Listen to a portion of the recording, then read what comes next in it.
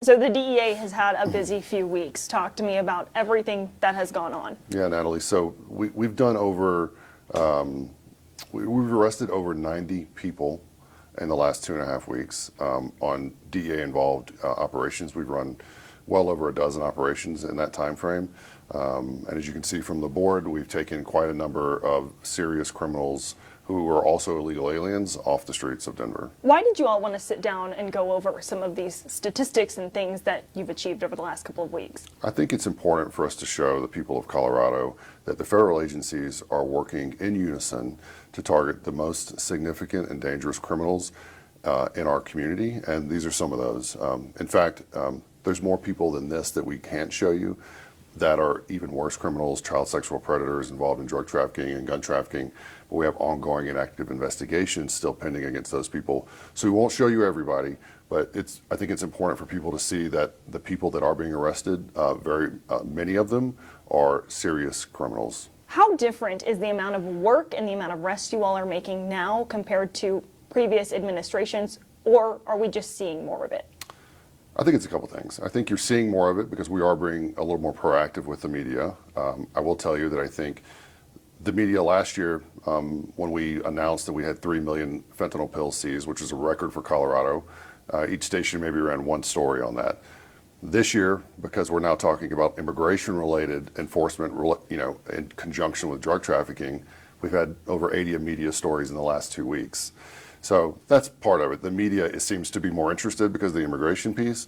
But in addition, we've also been directed by the new administration to use every tool in our toolbox to target the most violent and dangerous criminals in our society. And many times with drug trafficking cases, for example, that runs through illegal aliens, criminal aliens who come here from countries in Central America or South America, and they peddle drugs and they launder money in our community. Do you feel like immigration is a bigger component in the arrests you're seeing recently compared to years past, or it's always been this way across the board?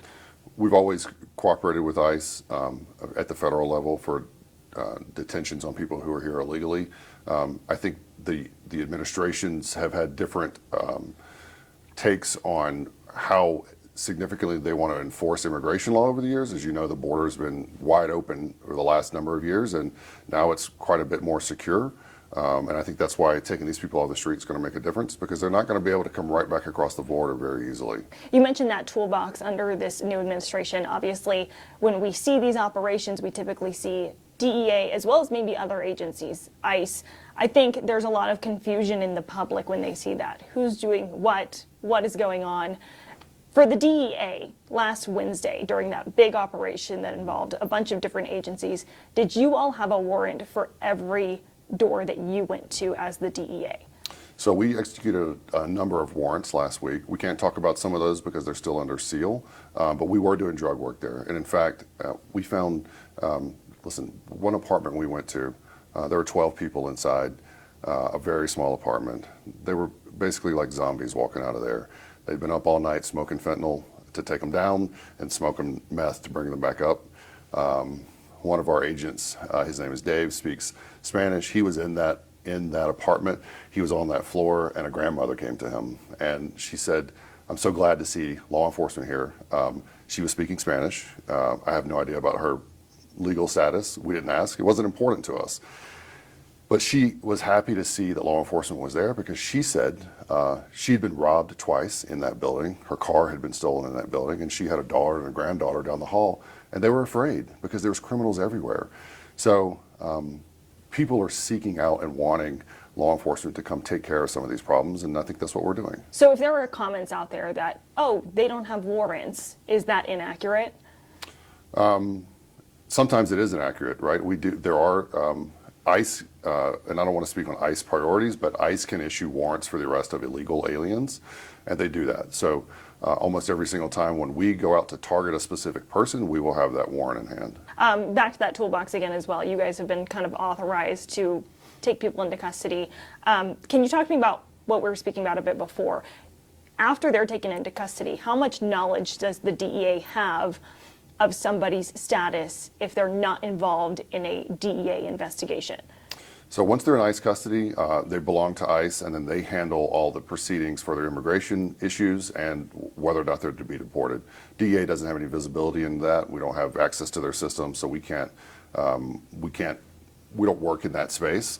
But what I'll say in addition is this new toolbox essentially allows us to take people off the streets and deport them, as opposed to spending time investigating them, prosecuting them, and incarcerating them. You can imagine we would spend an enormous amount of money sometimes buying drugs for these people. Maybe we do wiretaps, and then we go through a full prosecution on them, and then incarcerating them for however many years. This costs a lot of money.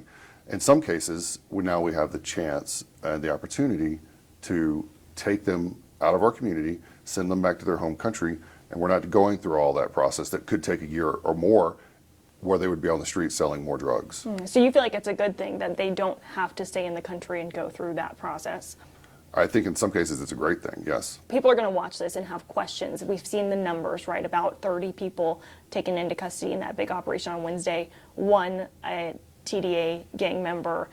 You guys don't have the answer to the questions of why were those other roughly 30 people detained who were not TDA members? My understanding is that they were all illegal aliens, and so ICE made a determination to take them into custody. We were certainly seeking more TDA members, and we continue to do that. In fact, we're working in Montana this morning, and we got a number of people in custody linked to TDA. So we're working not just in Colorado, but across our entire region to track these people down. But I think that they're watching their back a little bit. They know that we're coming, and we've seen them scatter. Is that why you feel like fewer weren't taken into custody last week? Absolutely. Talk to me about some of, you mentioned the one with the grandma and everything. Other big arrests in the past couple of weeks that really stick out to you, the circumstances that you can talk about. Well, look, one of the pictures on the board there is 130,000 fentanyl pills. That was from a Sinaloa cartel-affiliated group of people. That's enormous, right? I mean, that's if half of those pills are deadly, which is what we say today, 5 out of 10 are deadly. You're talking 65,000 pills that could kill people in Denver. So we are absolutely keeping Coloradans safer by doing the work we've been doing. I know it's been discussed that we don't measure the success of an operation in the number of people taken into custody. We measure it by public safety. Do you echo that sentiment? Oh, 100%. Listen, by taking some of these people off the set, out of the streets, there are less people available for the cartels to use to sell their drugs. You can see on this list some of the charges that these people have been involved with, either in the U.S. or overseas. They're drug distributors. One guy's a fentanyl distributor, another guy's a polydrug distributor, which means he might sell fentanyl and he also sells cocaine. These are serious criminals, and taking them out of Colorado means there's less people for the cartels to use to distribute their poison. You kind of just answered it, but I'll ask again in a different way. Some people in the public have come to us. They feel like it is a failure when they see fewer gang members taken into custody than people who are taken in solely on an immigration charge. What's your response to that? I think there's probably more gang members than the public realizes. Here's the thing about TDA, for example. They don't carry a card that tells us they're TDA, right? Sometimes they may have a tattoo that says that they're TDA. They certainly won't admit to us that they're TDA, but they're not all Venezuelans. Sometimes they're Colombian, sometimes they're Chilean, sometimes they're Peruvian, because TDA is widespread across South America, and a lot of those people are here, and you're seeing some of that on this board here. TDA is the thing making headlines right now, but what are some other concerns that you guys have going on at the DEA that might have nothing to do with immigration or TDA? Yeah, I mean, listen, we're still laser focused on fentanyl trafficking.